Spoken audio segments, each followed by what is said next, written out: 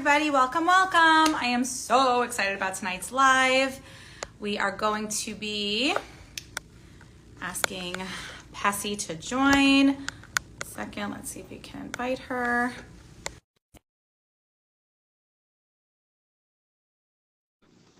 Hopefully she'll also request. Okay. Hi everybody. Unfortunately, Hoovie was unable to make it tonight last minute. She had an urgent family matter that she had to take care of, so we're going to miss her. Pessy! Hi. Pessy's here, right on time. Oh my gosh, Pessy, I can't believe we're really actually doing this. Your fingers, oh, there we go, okay. We have been talking about this, I think, for like years. Yep. Yeah, absolutely.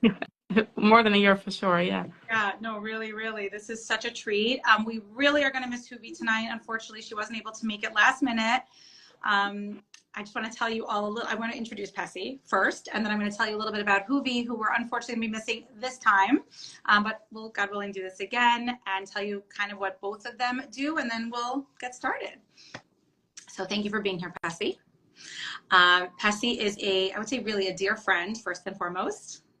A co-Kala teacher. Pessy and I were in the same cohort in our Kala training with Rachel Goldbaum, which was, I'm sure you would agree, Pessy, one of the most life-changing, impactful experiences of my life. Pessy is also a fertility awareness educator. Is there a better term for that? That's how it's said, fertility awareness educator. It's a mouthful, but that's what it's called. It's okay, perfect. FAE for short, but yeah. Okay, perfect. Mm-hmm. And Pessy's just a very outstanding, sweet, and nurturing person who is a advocate and supporter of women. Yeah. That's really what I would say. And Ahuva, who happens to be a cousin of mine, and I love her very, very much, who unfortunately could not make it tonight last minute, but Ahuva is a brilliant, I would really say a brilliant, brilliant Kala teacher who has not only taken Rachel's training, but other training, and her knowledge of halacha and hashkafa is so vast. Her connections to all different rabbanim, and really not only a Kala teacher, but someone who is an advocate for women of all stages in their cycling and post-cycling years, because sometimes we can have trouble in post-cycling years too. And really there to hear each woman's unique story, unique challenge, and help them navigate halacha, hashkafa, medical. She's taken the Taharenu training. So she just has such a vast knowledge and ability to really tap into each woman's unique needs and support them. She works with Kalas and women married for as many years, from early marriage to 20, 30 years, who need a review, whether that's both halacha and hashkafa, a new way of approaching, a new way of seeing. She does review classes, and she's just a tremendous, tremendous asset. When I will take on a Kala, at this point, I'm not able, Pessy and I know what it means to take on a Kala from start to finish. The way we were trained, it's a lot.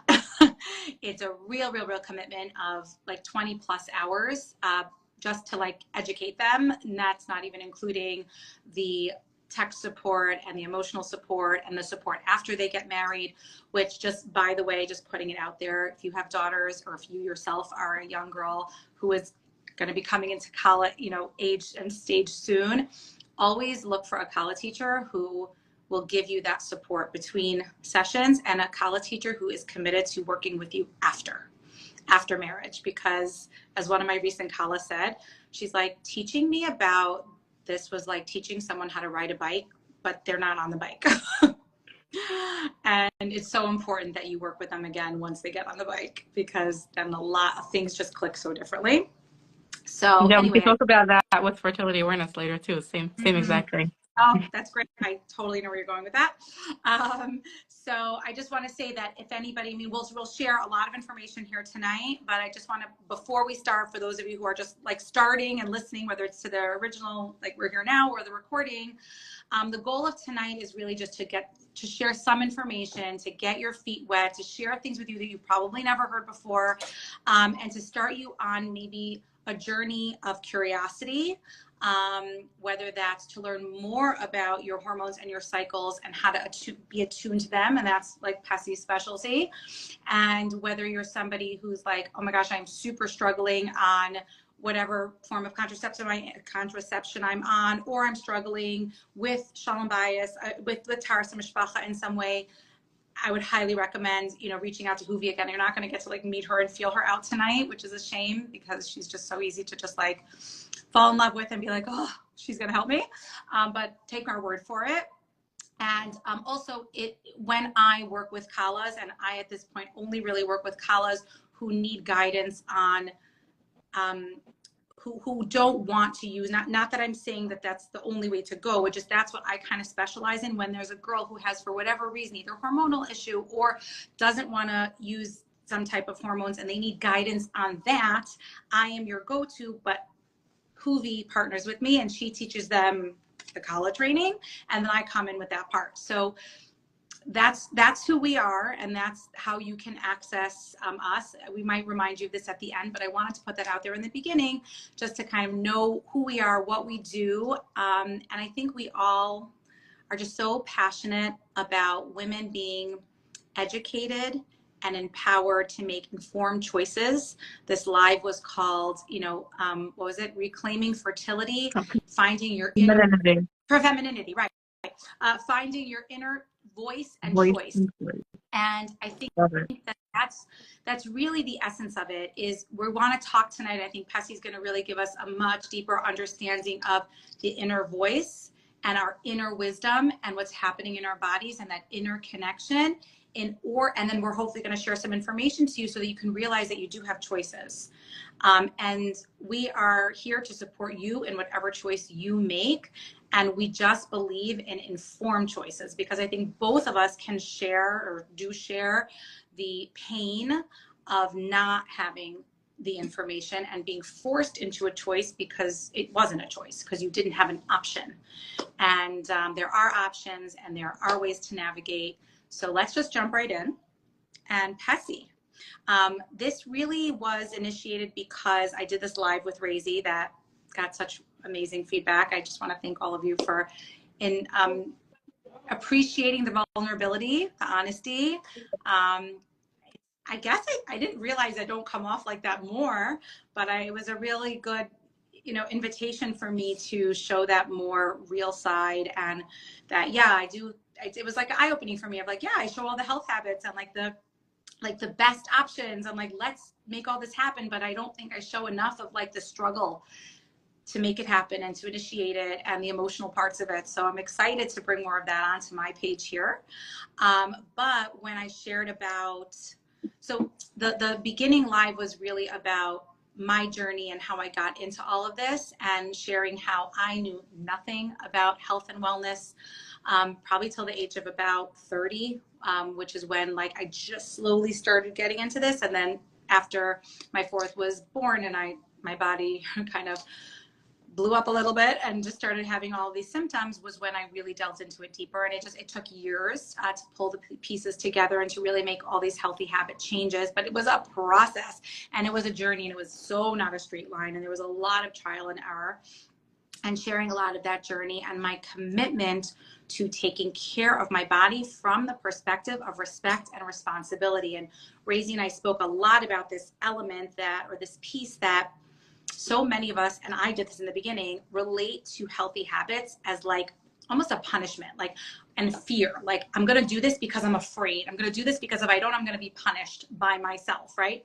And it had a very negative emotional connection, and that actually doesn't harbor healing. It actually creates a different level of dis-ease. And it really took years. It took years of first putting the pieces together, but then also changing the mindset and coming from the vantage point of, I am here to take care of myself and to implement these changes because I want to nurture myself, because I love myself, because I want to take care of myself. And that took years, ladies, like years, really, really a long time.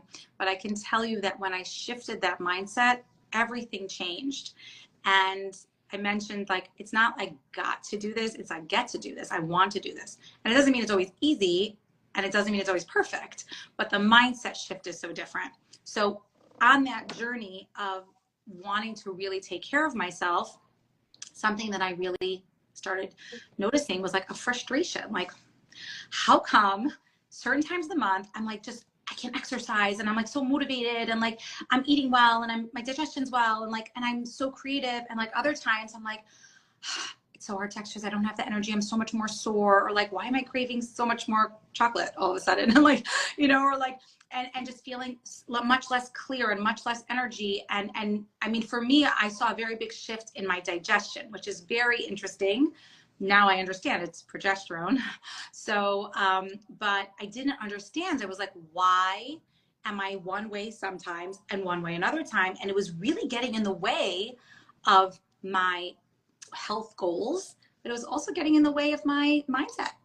It was like, I was getting mad at myself. I was getting frustrated with myself, and it wasn't conducive to like this positive, affirmative energy. And that was when I was in that seeking of understanding what was going on, was really what brought me into this world of fertility awareness, femininity, shifting energy. I never heard about FAM. This was like everything I know today was new to me. And I actually, my first education, this was through a book called Period Power.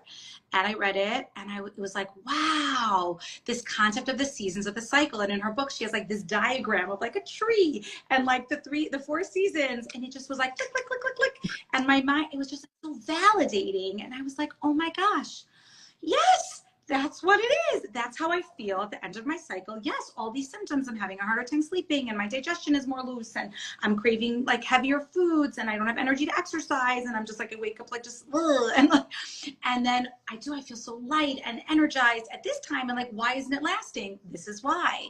And I realized that it's not about fighting it and being annoyed at the times. It was embracing it and adjusting my expectations, my health habits around what my body was doing. And that was really what opened me up to this whole part of incorporating this into my health coaching, and to not teaching women just about their health habits, but how their health habits shift at different times in the cycle.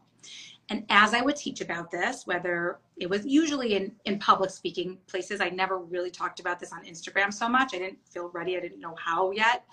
But I would talk about it public, like in person events. And like I said in the interview with Rosie, it was like, what? Like, and the number one question was, is it the same when you're on hormonal birth control? And it's not. And we're going to talk about that tonight. And everyone was like, I don't get it. Like, well, what are my options? What are the choices? And I would share what the options and choices are. And people said, what are you talking about? And that's what motivated me to become a college teacher. Not that a college teacher gives psak in any which way, but I just felt I needed to broaden my education from the halachic hashkafic perspective in order to deliver this information properly. I didn't have any real interest in working with college at that point. But once I learned, I was like, this is the answer. Let's stop damage control and let's start like doing it right from day one. Like, let's give them this education from the beginning, which has actually become just a very big goal in general with my coaching and the work I want to do. Like, I love working with older women, and I'm always here to help with damage control. But like, wouldn't it be amazing if we can offer girls these tools and so many more from the get-go?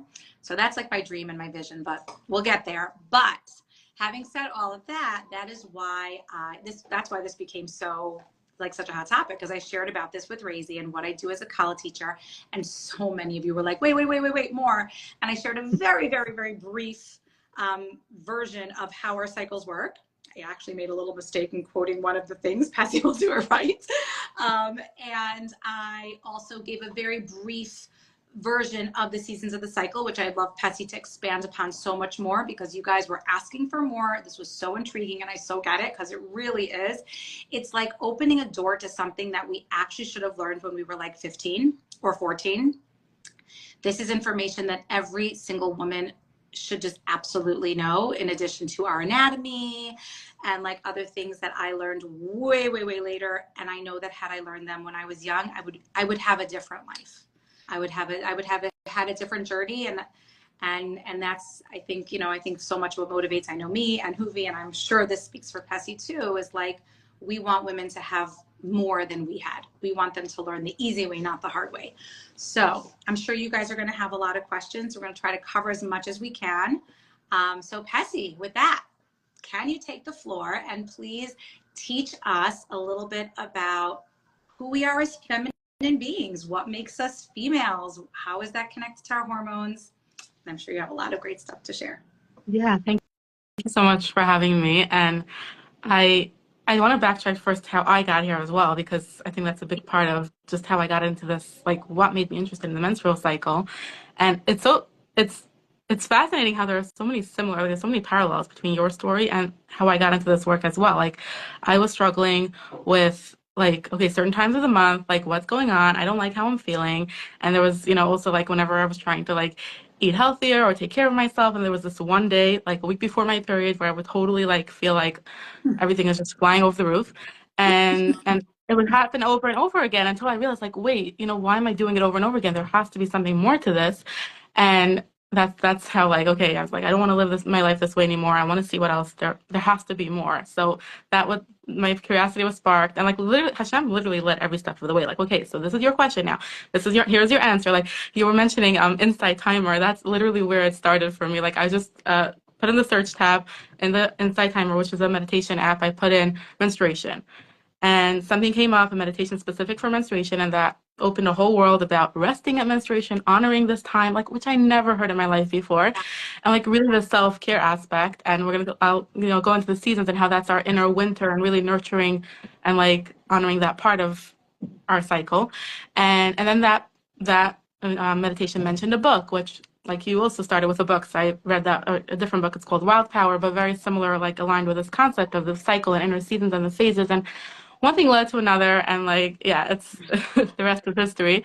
Um, yeah, and also like imagine, like you were saying, like if we learn this in the beginning, like a girl gets her period, what does she know? Period. Okay, this is her period. This is what it looks like. Hate it. What? No, right. It's all negative. Right. It's all negative, but not even the negative part, just the information part. They just learn about their period. And there's so much more. A cycle is ongoing throughout the whole month. We go through different phases. We have different seasons. And it just adds so much light to our experience as women as we're cycling through the different phases. And we feel different, and we have different energy levels and different, like just how we need to take care of ourselves, all these different things involved. And like imagine we knew that from way earlier on, right? So yeah, so let's talk about the cycle and what is this like phases of the cycle, seasons of the cycle. Yeah, so I actually look at it all the. Yeah, go ahead. What? Good point that you made, that after all these years of being involved in this, I never even made that connection. It just hit me right now when you said that. We call it a cycle. It's my cycle, but we all assume the cycle's like it's just another word for period. But it's Right. not. It's a whole month Mm, cycle. Part of it is bleak, but there's right. all other parts to the cycle. And when we can see it as just I'm on this part of the cycle, wow. It's the I'm not part that screams this. out. Yeah, it's the part that screams out at you. Like it's hard not to notice. So we can't ignore the period. Like it's there. The other parts we just don't notice. That's literally what the fertility awareness method is: noticing the different parts of our cycle and how we can know where we are in our cycle. Like it's like we can notice and we can know what's going on in our body. It's not just about the period, but we'll get to that.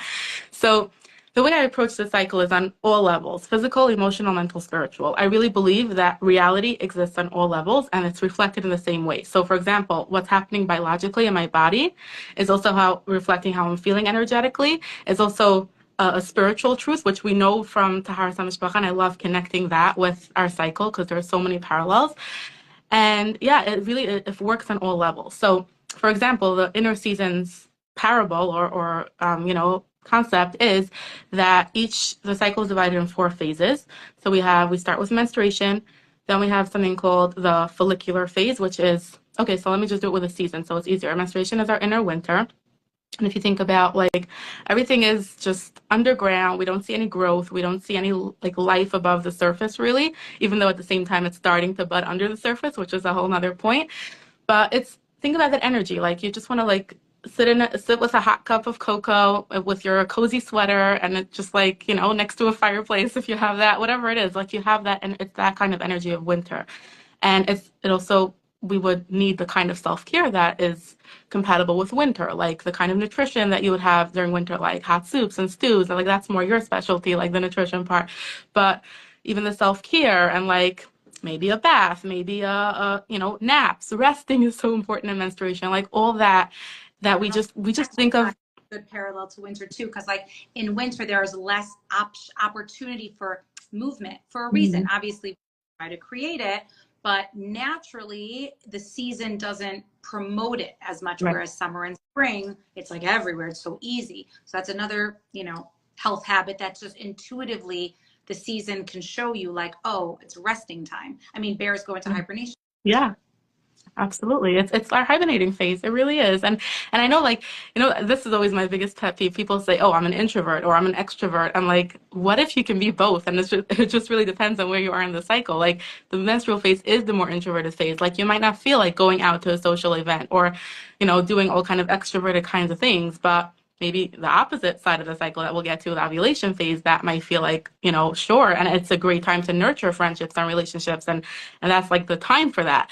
So really understanding ourselves better. We really get such a good understanding of ourselves. Like people always ask me like, okay, so I also do like coaching, like more from the life coaching perspective. And I really love bringing that part out of the cycle because it's not, like I said, it's not just about your physical, what's going on in your body. It's a reflection of who you are. Like you understand yourself better. You understand how you operate in the world. You understand how you operate in relationships and different dynamics going on because it tells you so much about your life. It could literally be your inner guide if you know how to tune into it. So we can do like a 5-hour live on this, but so Well, the course on this. So yeah, yeah, that's why it's like exactly. There's a lot. There's really so many different tangents to this information. But going back to, so the inner winter is menstruation, and then we start something called the follicular phase. Now, the follicular phase is literally our egg is starting to develop. The egg that's going to be released at ovulation is starting to develop in this phase. It starts already like when we're actually bleeding, but we call it like after we stop bleeding. Okay, let's divide it. The bleeding days are menstrual phase, and after that, let's call it the follicular phase,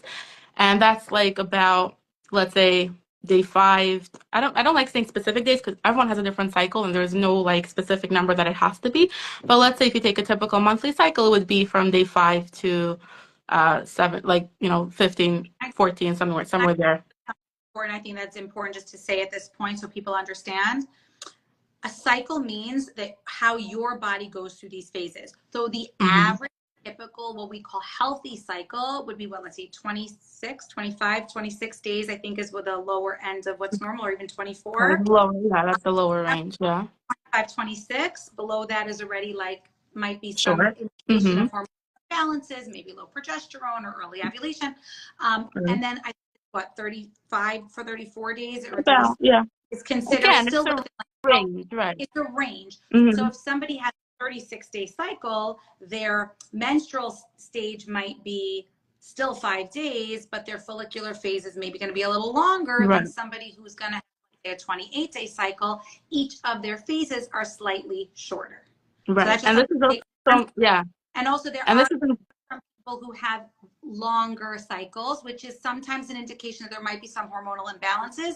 But again, that's still, I don't want to say it's normal because it's not ideal, but it's still a cycle, and you're still having you're still having 4 seasons for the purpose right, of this right, conversation. Even if you have very long cycles or irregular cycles, you're still having seasons. You might just be having some seasons very, very long. Like you might have a very long spring, or I mean, it's hard to have a long fall. That second half is usually very predictable. We'll talk about that. I'm mm-hmm. sure Pessy will talk about that. But you Yeah, might have longer spring, which, at least it's the better. I mean, it's a lighter, easier time to be in longer. But anyway, I just wanted to put that out there that it's not like we're not saying that that's everybody has. Most people are not that typical 28 to 30 day. I mean, some people are, and it right. can shift from month to month too, and that's still normal. Absolutely. Yeah, and I think the beautiful thing about this is that we each have our own individual cycle, so we can connect to our own body, our own process. It's not like this is what everyone has to feel, this is what everyone has to be like. Like, no, we can give you an outline of sort of how this works, but really this is an invitation for you to connect to your body and you to experience this for yourself and how this feels for you, because everyone's going to have a whole different experience. Right. So Continue with what you're saying. yeah, So so you were on the follicular phase. You were follicular phase. The halfway. follicular phase is inner spring, right? And it's also like a really cool comparison is actually the life cycle. So menstruation is like it's actually death and birth at the same time. So it's like a rebirth. Every cycle we're literally reborn. Like our uterus sheds, and there's new opportunity, new opportunity for life, new opportunity for anything. Like there's so much that we can do with that energy. Dildo. And then yeah, and then I Yeah. mean, Rishchaitis, we celebrate that. We celebrate that we have that power of renewal every month, right? Like within ourselves. So follicular phase is the inner spring, and that's like the maiden energy. So it's like think of that like a teenager or adolescence, like that youth, like that like aliveness of exploration, adventure, like just wanting to explore the world, explore like everything is new and exciting in a way. That's what we have in the follicular phase. So that's the kind of energy that we're working with then.